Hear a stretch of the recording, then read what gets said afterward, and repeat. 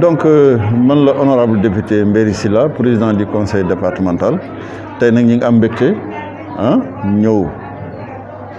l'ambassadeur des Émirats arabes unis yónnee fi ndaw ñu ñëw indi kàddu ambassadeur ngir relation bu ñu am ak département Louga relation bu ñu am ak Sénégal relation bu ñu am ak région Louga ñii ñun mënuñu leen fay ñaar fukki at a ngi je dis 20 ans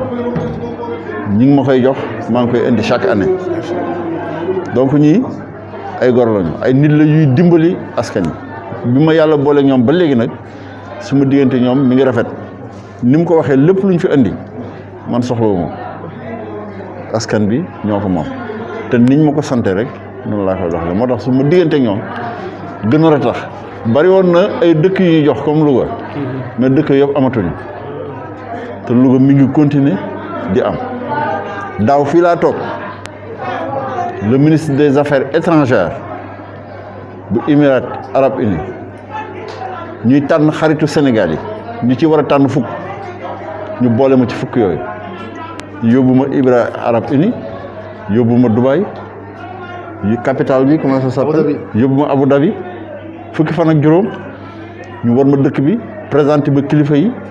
pour ñu mën a waxtaan ak kilifa yi pour ñu gën a jàppale département bi te projet yooyu mi ngi ci yoon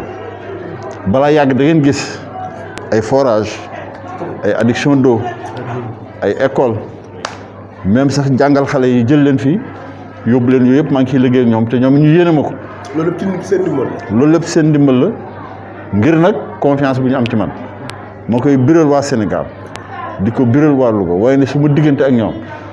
rafet na rafet goo xamante ne li tax mu rafetit ci njiitu réew mi la président Macky Sall ndax président Macky Sall mooy koo xamante ne seen diggante ak les Émirats defe naa ni daaw gis ngeen visite ba mu fa def mu rëy lool ñuy xool nag ci président ba loolu agsi ci man liñ may joxit président Macky Sall taxawaayam ci askan bi tax ñu gën a am confiance ci ñun di ñu ko jox te incha allah nit ñu ko joxe noonu lañ koy joxee ba mu jeex di leen sant di leen gërëm di wan ni balaa yàgg rek dina am yeneen i xéewal yu jógee ci ñoom ñëw ci ñoom. mais ñooñu ñaata pañe la ak lu nekk ci pañe yi. bon pañe yi moom def naa ni bari na y' a 300 cartons. carton bu ci nekk y' a 5 kilos cere. 5 kilos ceeb ñetti litres dëwlin ñetti paquet suukar ñaari 500 grammes vitale donc defe naa ni kuñ ko jox sa koor mën na dem ba jeex sax du jeex donc ñu ngi leen di sant di leen gërëm buur bi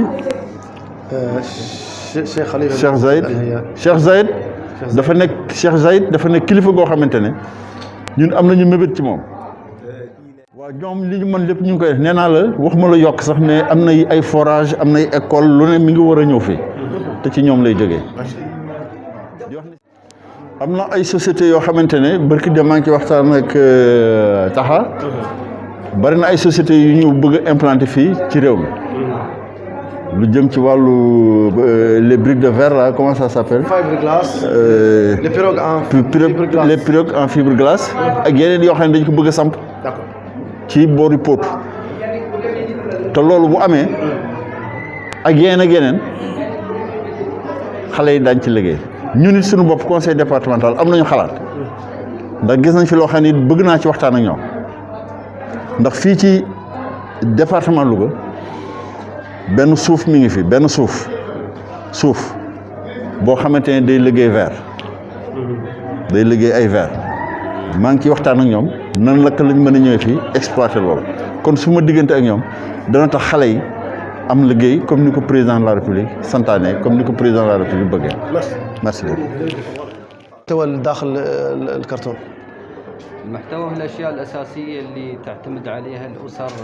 السنغالية مثل الرز الكسكسي الزيت السكر. Le contenu مي دارا alimentaire بو خمنتني مي 5 كيلو de riz 5 كيلو de couscous 3 litres d'huile des lait en poudre et 3 kilos de sucre donc bii may yoo xamante ni moom la ñu jëfandikoo si waru koor gi donc mu tax ñu choisir contenu pour ñu mën a defar ko si. C'est la première édition ou la deuxième ou voire la énième édition. يقول هذا أي مرة يعني يقول لك عشرات المرات والله يعني الثالث مرة أو الرابع مرة. لا عشرات المرات. Ça c'est la énième fois qu'on vient ici à Louga pour donner ce genre de distribution. Pourquoi le choix de Louga? يقول لماذا لوغا؟ نحن نوزع على السنغال كلها ونتقصى الأماكن اللي هم ذوي الدخل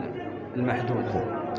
Pourquoi le choix de Louga? Parce qu'on a senti qu'à Louga, il y a de transparence. Et les distributions, dañu gis Louga may distribution day jaar yoon léegi nag néew doole bi dañu si jot. Donc loolu mu tax mu ñu encouragé di ñëw Louga tout le temps parce que dañu xam ni don bi c'est pour ñu ko soxla pas pour ñeneen ñi. donc dañu gis handicapé gis veuf gis yaani orphelin ak yëpp ñooñu ñëpp dañu si jot loolu mu tax dañu encouragé à chaque fois boo am dara dañu ko indi Louga transparence yi tax. Quelle est la collaboration qui existe entre vous et le président du conseil départemental M. Amadou Ben Silla? Qu'est-ce que vous avez? يقول ما هي العلاقة بينكم وبين رئيس البلدية الحالي؟ يقول شفنا فيها الحالي كلمت عندك بعدين أنا رئيس البلدية متعاون جدا في التوزيع على الفقراء ورأينا أنه يوصل المعونات للأشخاص الصحيح. Voilà, c'est-à-dire notre collaboration avec M. Mbirissila dafay tax mu tax dañu gis si moom rek c'est-à-dire que transparence dañu gis si moom que c'est-à-dire lu mu am daf ko jox lu dul ay kiswatul iid may yére tabaski ak xaru tabaski ak yooyu yëpp dañu gis ni moom dafa jox boppam pour dimbali mu tax ñu dañu am encouragement pour ñëw jàppale ko si yooyu. السيد محمد مصبح الشمسي table bi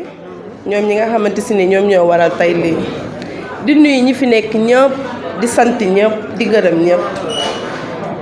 li nga xamante si ni tey jii mooy woote bi nga xamante si ni moo tax waa Louga gi yëpp tey génn ñëw fii mooy lii nga xamante si ni moom la ñuy joxe tey muy sukkaru koor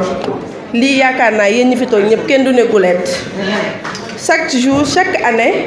dana ñëw fii joxe ko amul xaaj amul seen xamuñu ko ànd ak mbiri ak ko àndut ak mbiri askan bi rek moo ñu tax a jug ak doomu Louga yi te xam naa ñi fi toog ñëpp ay doomu Louga lan ñi fi toog ñëpp suñuy mbokk lan suñuy am di jàmm la loolu nag moo waralaat tey jii ñu ñëw fii ak sunu gan yi tedd yi ñu ngi leen di nuyu Daxaar ñu ngi leen nuyu di la sant di nuyu ñi fi tey ñëpp di sant ñëpp wasalaam. Badara Samb, premier vice-président du conseil départemental de Louga. Voilà, merci. Cette activité-là rentre bien sûr dans le cadre de la coopération décentralisée. Vous avez vu que donc le conseil départemental est en partenariat bien sûr avec les Émirats arabes unis depuis des années et ce dont bien sûr rentre dans le cadre d'appuyer, d'assister les populations en cette période du mois de Ramadan. Oui. Actuellement, comment est composé ces dons? Donc ce don est composé de riz, d'huile, du lait et du couscous, bien sûr destiné aux populations. Et comme je l'ai dit tout à l'heure, ce don rentre bien sûr dans le cadre aussi de les appuyer dans ce mois béni de Ramadan. Le président du conseil départemental l'a résumé tout à l'heure dans la cérémonie d'ouverture en insistant bien sûr sur cette question d'emploi des jeunes. Donc le président Mbirissila donc est en discussion avec ces partenaires-là, les Émirats arabes unis, pour qu'on puisse ensemble identifier les besoins au niveau du département de Louga et faire tout aussi pour saisir les opportunités qui vont nous permettre de créer des emplois et accompagner les jeunes bien sûr à